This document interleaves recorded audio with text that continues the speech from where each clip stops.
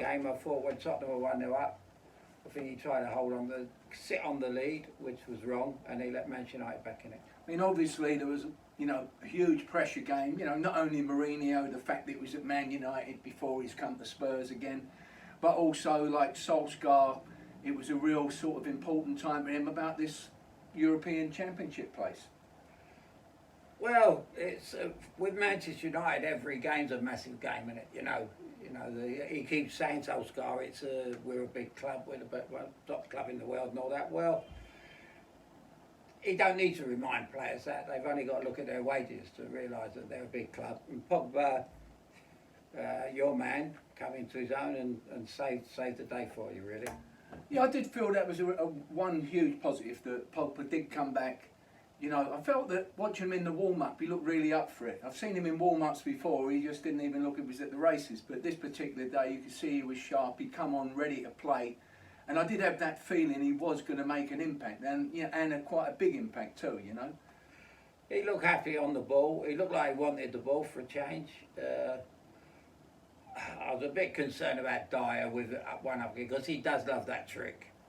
Right. He does that, so he does it often, and it's a great trick. And he done him on the line, and I would have questioned Dyer, but it was a great piece of skill. I think Dyer had a good game. I think he just got a little bit tired the last 10 minutes, and just felt that when he's always one of those Donny's liable to give. He's like a David Luiz type player. No, he does. He does. He does. He's liable. He does dive in. He is aggressive. There are certain defenders that do that. Yeah. He was filling in at sort of centre half. I feel more than Well, he stated all along that he prefers to be in that position. Yeah. And Jose said he was tremendous after the game. I thought he done well, but when he's wriggled past him there, he probably should have made the decision, and as opposed to the penalty, should have done a little bit better. I think so. What about Harry Kane? What do you think of his game? Disappointing, but I don't think it helped that Mourinho's tactics didn't help him, because once they started to sit on the league, he was getting deeper and deeper and deeper, and they let Manchester United take over. And Manchester United are good if you let them have the ball, but if you don't let them have the ball, which they're not that great. They're not like Man City, when if you let them have the ball, they crucify you. But Manchester United, they weren't as slick moving as Man City were. But I did feel Harry, I don't know whether he got lost in Mourinho's tactics or whatever, but he was inept. He just didn't seem in the game. Even the free kick, they've got 22 yards out, which he's going to take. You're thinking, go on, is he going to hit this one? He hits great free kicks. And, even that one didn't get above the wall. So he just didn't look unhappy. Been off a long time, obviously needed the game. We know he's a top player. And, again, he can sort of get goals out of nothing. But he just seemed like dropping further and further deep. The passing was off. It just seemed one of them sort of games for Spurs. I don't know whether the no crowd thing, there's no inspiration from them, whether that affected them in any way at all. Well, it's we talk about it a lot, don't we, about the creative players. Where are the creative players to create chances for Harry? In fact, the most outstanding player, especially for most part for Tottenham, was Sissoko. Now, I'm not a great lover of him. He's a big, strong boy, isn't he? Yeah, and he was outstanding midfield for them the other night. He was like a powerhouse. He reminded me of Toure, Toure, Man City. Big, strong boy. But they looked they'll miss Ericsson, won't they? Well, they did. He just come on. He's the playmaker. He sees things early, and he links up well with Harry Kane, and they've just got to work out how to do that again. Yeah, absolutely. Yeah. But overall, I'm afraid Don, I got the result right.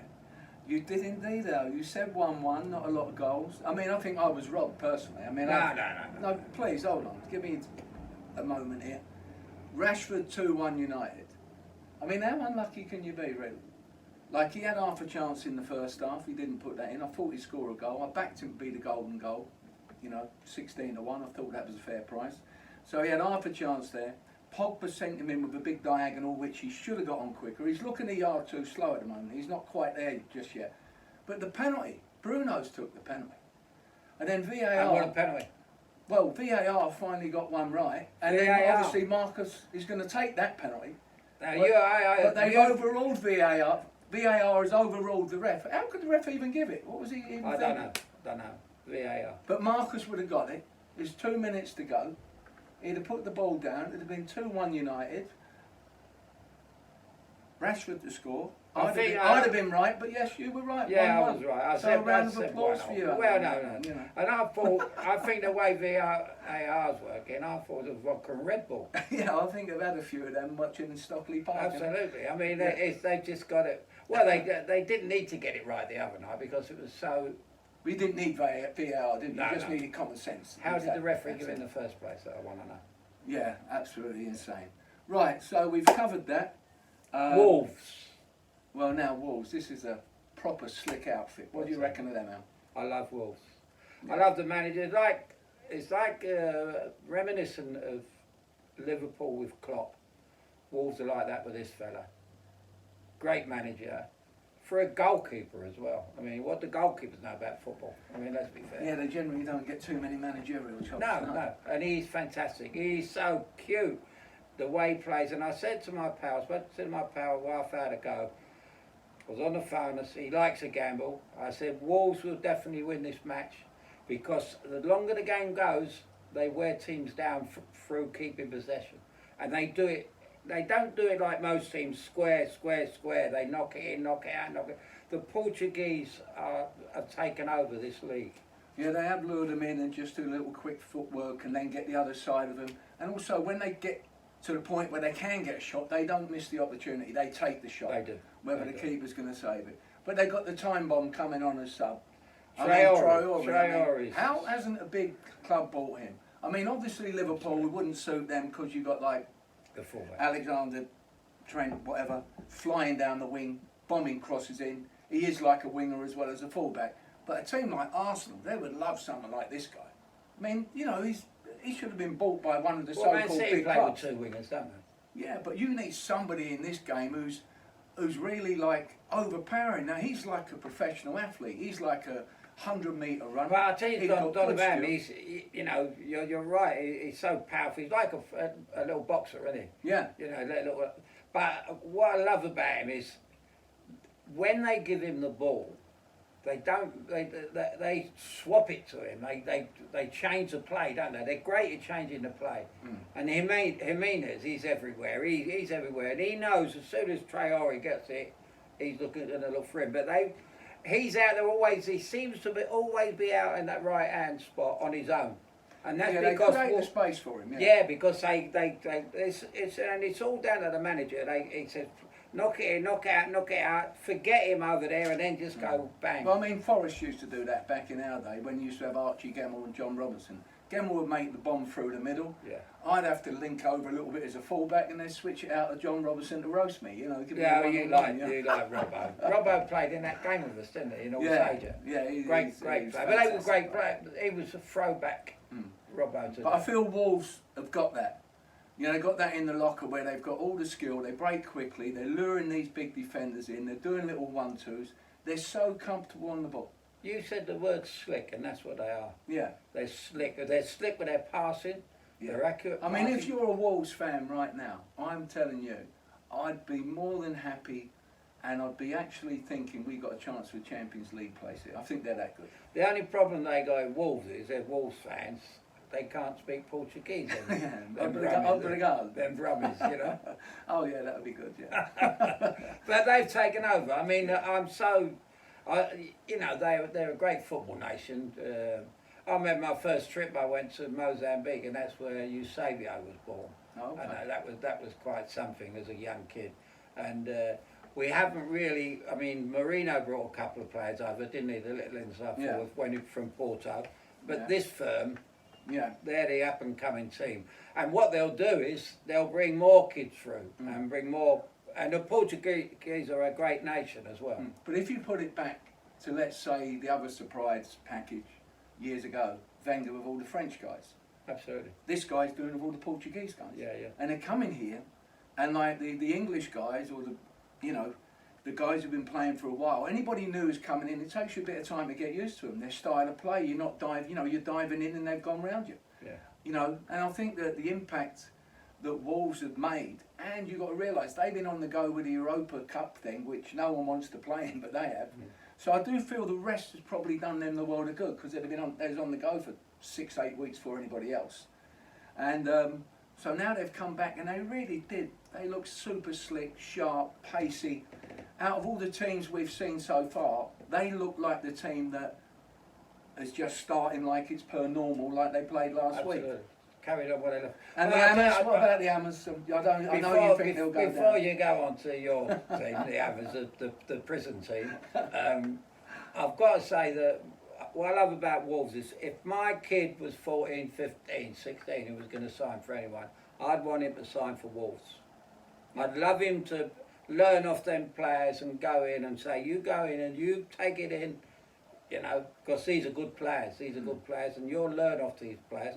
And to get in that side, if I was a kid coming up now, that's a team I would have played. I mean, there's no doubt, like sort of training sessions. You look at coaches, if you like, back in our day, everything was pretty much similar. Some little different ideas. All dead balls. But I would imagine that the training sessions there with all these players must be really quite intense. But a lot of ball work, short, sharp stuff. Yeah. Like, you know, believing in possession, keeping it, Fivers, making these they passes. play a lot of five-a-sides. Yeah, not another lap, boys. You know. Yeah, no, none of that. No. So yeah, the Hammers, well, they never really got started. Slade prison, Dom. What, the shirts? Slade prison. They look like Ronnie Barker's team in that kit. Oh, If Bobby Moore, the great Bobby Moore with Carlos Alberto, if Bobby was here today, he would refuse to play in that strip. It's Yeah, terrible. it does look a bit drab. But as the guys on the field, we're looking at how can they get out of this. So we've got Antonio, we've got Anderson. They need to do more, don't they? Well, Antonio is, I wouldn't put it all down. I think you're right, Lanzini, the rest of them, they turn up when they want, really. I mean, if they all turn up at one time, yeah, I can see West Ham scoring 2-3 goals, but will they? They won't turn up all at the same time. No, they're tomorrow will do players, I call them. But But Antonio's a good player. Right, sure. He tries it week in, week out. This fella gives you his all, and he can't do it on his own.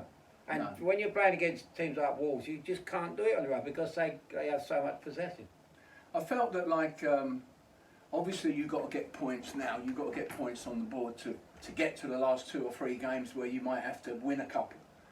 And West Ham they got Villa the last game. I think they play Watford about the third last game. They might have Man United in between the two. So if they do get to a point where they have a chance, at least it's going to be in their own hands at that point. Well, So I know you think they're going down. I do. I napped them from the beginning. I'm not They're certain. due to go. They're due to go. Yeah, down. maybe they David are. Moyes good at getting teams relegated anyway. Okay, all right. So obviously, you think the Hammers will go down. I'm not sure at the moment. And now we'll go to my old team, Brighton. Played the Arsenal yesterday. Arsenal obviously on the back of the 3-0 hammering at City. They've gone ahead in the game, Arsenal, only to end up losing 2-1. You watched a bit of it. What do you think of the Arsenal? I mean, mid-table for Arsenal. How bad is that? I think the thing about Arsenal, and I said it the other night, they're there. You play against Arsenal today, and they are there to be beat. If you get their back four, Brighton are big side, and they played for dead balls. They're very strong at the back. Arsenal couldn't. I think they were too strong. They did have a few chances, Arsenal. In all fairness, you know, the leading scorer, the captain, Aubameyang, he had a couple of good half chances. You know, he's a little bit on good stage from the keeper. In all fairness, Yeah. You know, and they did look at times real dangerous early, but they just sort of petered out again. But the days of Arsenal going to Brighton would be a formality. Yeah, they weren't dominant in any way, really. No. You know, I should imagine like Arteta must be sitting there thinking, well, what do I do next? You know? Well, he was screaming last week, we're ready to go. It was all over the papers, you know, we're ready to go, we've had a great lockdown. I don't know what a great lockdown is. You know, I've heard a lockdown. But I think all the teams are saying that, all the managers are saying, oh yeah, we prepared well. I've not heard anyone say, no, I'm not happy with this or whatever. Well, they'll end up with egg on their face, won't they, if they start that. Why don't they just keep quiet, like the Wolves man who hasn't said a word. I like the managers. Can he speak English? Well, I know he can. I know he can.